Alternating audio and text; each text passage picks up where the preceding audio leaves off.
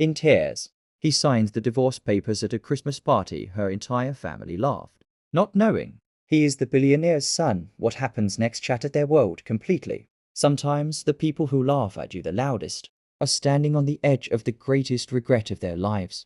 Tonight's story is not just about divorce. It's not just about money. It's about humility, love, betrayal, and the danger of underestimating someone because of appearances.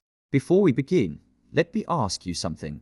Have you ever been laughed at when you were already broken? Have you ever been judged for what you don't have rather than who you are? If you have, drop "I've been there" in the comments. This story is for you. Christmas, the season of joy, family, and togetherness. A time when hearts are supposed to be full and homes are filled with laughter. But sometimes Christmas brings not cheer, but the kind of heartbreak that carves a permanent mark on your soul. Today, we're diving into a story that proves appearances can be deceiving, and the true spirit of giving isn't always about what you receive. Imagine this scene: a dazzling Christmas party, lights glittering, carols playing, the aroma of cinnamon and pine in the air. Everyone is celebrating, clinking glasses, exchanging gifts. But in one corner, a man, tears welling in his eyes, is being forced to sign divorce papers. And the cruelest part, her entire family, they laughed without a clue about the storm they were about to unleash. This is Ethan, a kind soul, a dreamer, a man who believed in love, even when it seemed to abandon him. And this is Sophia, his wife, or rather, his soon-to-be ex-wife. For 10 years, they built a life together. 10 years of shared dreams, struggles, and what Ethan thought was unwavering affection. But somewhere along the line, the glitter of gold started to blind Sophia, and the quiet strength of Ethan became, in her family's eyes, a weakness. Ethan and Sophia laughing, holding hands, simple but loving scenes. Then, quick cuts to more recent, tense moments. Sophia looking at expensive things, Ethan looking stressed. Sophia's family, you see, was obsessed with status, with wealth. They saw Ethan as not good enough. He was a humble architect, working hard, steadily building his career. But in their eyes, he lacked the sparkle, the immediate riches they craved for Sophia. They constantly belittled him, whispered behind his back, pushing Sophia to do better. Have you ever felt judged by someone else's family, just for being yourself? How did it make you feel? Drop your experiences in the comments below. Ethan sits at a small table, the divorce papers stark against the festive backdrop. Sophia's father, Mr. Henderson, stands over him, a triumphant, sneering look on his face. Sophia's mother, Mrs. Henderson, whispers to Sophia, both smirking. This Christmas Eve, at their lavish annual party, the Hendersons decided to deliver their final blow. They orchestrated the signing of the divorce papers, not in a quiet lawyer's office, but in front of everyone. A public humiliation, a final dismissal of Ethan. Sign it. Ethan, Mr. Henderson boomed, his voice echoing over the cheerful music. It's for the best. Sophia deserves more. Ethan's trembling hand. He picks up the pen. His eyes well up. Ethan's heart was a hollow ache. The woman he loved, the family he tried so hard to be a part of, were tearing him down, piece by painful piece. He looked at Sophia, hoping for a flicker of the old love, a hint of regret. But her face was cold, resolute. She had chosen her family's expectations over him. Ethan signs the papers, a close-up of his tear falling onto the document. Sophia's family erupts in hushed, triumphant laughter, some openly pointing and snickering. Sophia looks away, a subtle flicker of something in her eyes, quickly masked. He signed. The scratch of the pen against the paper was louder than the carols in his ears. And then, the laughter. Their laughter. A chorus of cruel, mocking triumph that pierced his soul deeper than any knife. They thought they had won. They thought they had rid themselves of the poor architect. They thought he was insignificant. Oh, how wrong they were. Ethan slowly pushes himself up from the table. He takes a deep, shaky breath, wiping his eyes. He looks around at the laughing faces, a new kind of resolve hardening in his gaze. As Ethan walked away, leaving the party, leaving Sophia, leaving a decade of his life behind, a strange calm settled over him. The tears were still there, but beneath them, a fire was starting to ignite. A fire of dignity, of self-respect, and of a secret that was about to shatter their world. What would you do in Ethan's situation? Would you fight back, or walk away with your head held high? Share your thoughts in the comments. You see, Ethan had a secret, a big one, something he had kept hidden, not out of malice, but out of a desire for genuine connection, for a love that wasn't tainted by wealth. Ethan wasn't just a humble architect. He was Ethan Sterling, the only son of Richard Sterling, the legendary billionaire industrialist, founder of Sterling Industries. Richard Sterling, a man who built his empire from nothing, believed fiercely in merit and hard work. He insisted Ethan forge his own path, find his own passion, and most importantly,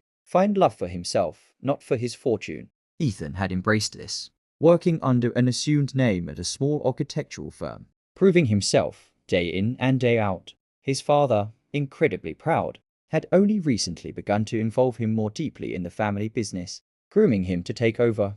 Ethan is standing outside the party in the cold, but his expression is now firm. He pulls out his phone and makes a call. The call he made, as he stood shivering outside the Henderson mansion, wasn't to a friend for comfort. It was to his father, and the conversation was brief, to the point. "Dad."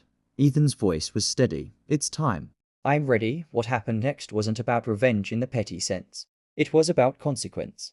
About the ripple effect of unkindness, of greed, and of underestimating a genuinely good person. A few weeks later, the Henderson family is at their usual lavish lifestyle. Sophia is shopping for expensive clothes. Mr. Henderson is bragging about a new deal. The Hendersons, oblivious, continued their lives of opulent entitlement. They celebrated Sophia's freedom, confident she would now snag a man worthy of their status. Mr. Henderson boasted about his latest property developments, his investments, his unshakable position in the city's elite. Suddenly, a close-up on a newspaper. Headline: Sterling Industries acquires Henderson Developments. Then, shots of the Hendersons receiving official-looking letters, looking confused, then panicked. Then, the first tremor hit. A quiet announcement in the business section. Sterling Industries, the titan, had acquired a significant stake in Henderson Developments. The Hendersons scoffed.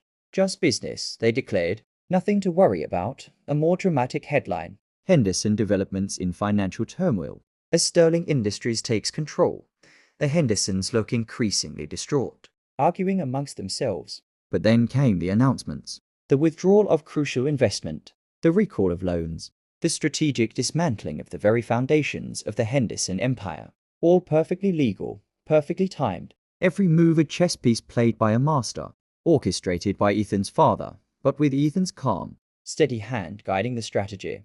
The Hendersons are now truly panicking.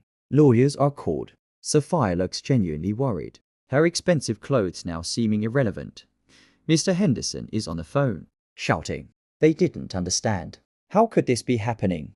Their world, built on arrogance and superficiality, was crumbling. They desperately sought answers, pulled strings, called in favors. And then a meeting was arranged. A meeting with the new majority owner of Henderson Developments. A sleek, modern boardroom, Mr. and Mrs. Henderson, and a pale Sophia, sit opposite two imposing figures. The camera slowly reveals them. Richard Sterling, stern and powerful, and next to him, sitting calmly, confidently, is Ethan. He looks at them, not with anger, but with a quiet, knowing gaze. The door opened, and in walked Richard Sterling, the billionaire himself, and right beside him, his gaze unwavering, his posture strong, was Ethan, not the humble architect they laughed at, not the broken man who signed papers in tears, but the heir, the son, the man they so cruelly dismissed. Sophia's eyes widen as she finally recognizes the gravity of her mistake. The room feels silent, the color drained from their faces. Mr. Henderson stammered. "Ethan, what? What is the meaning of this?" Ethan's voice, calm and clear, overlaid the meaning. "Mr. Henderson," Ethan said, his voice devoid of emotion, "is that you consistently judged a book by its cover. You measured worth by bank accounts, and you mistook kindness for weakness." Ethan stands up and walks to the window, looking out over the city. Richard Sterling places a comforting hand on his shoulder. Richard Sterling then addressed them, his voice cold and precise. He explained the systematic takeover, the reasons rooted in long-standing business decisions that, coincidentally, aligned with their recent personal actions. He assured them that everything was legally binding. Their empire, built on sand and sustained by their hubris, was gone. The Hendersons look defeated, broken. Sophia avoids Ethan's gaze, tears welling in her own eyes now.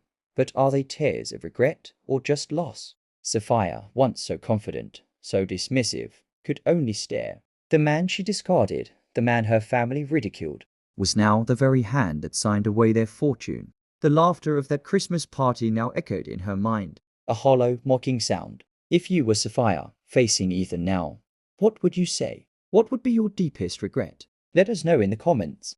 A few months later, Ethan is seen working in a beautiful, modern architectural office, designed by himself, perhaps for Sterling Industries. He looks content, focused. Ethan, however, didn't revel in their downfall. He found a quiet satisfaction in his own growth, in finally stepping into his true self. He continued his passion for architecture, now with the resources and influence of Sterling Industries, building sustainable, beautiful structures that genuinely improved lives. The Hendersons lost everything, not just money, but their reputation, their standing in the community. They were forced to face the consequences of their relentless pursuit of superficiality. Sapphire, stripped of her glitter, had to confront the kind of woman she had become. Ethan is seen volunteering at a local charity, helping build something for the community. He smiles genuinely. Ethan learned that true worth isn't in the zeros in your bank account, but in the integrity of your character. That kindness, far from being a weakness, is a powerful strength.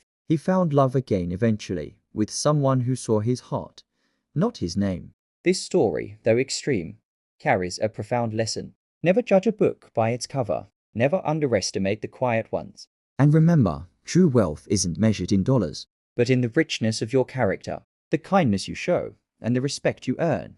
Ethan looking thoughtful, then smiling serenely. True worth is beyond wealth. The Hendersons' world was shattered, not by Ethan's power, but by their own greed and cruelty. Their laughter at that Christmas party was the sound of their own undoing. What moral lesson did you take from this story? Share your insights and how this story impacted you in the comments below.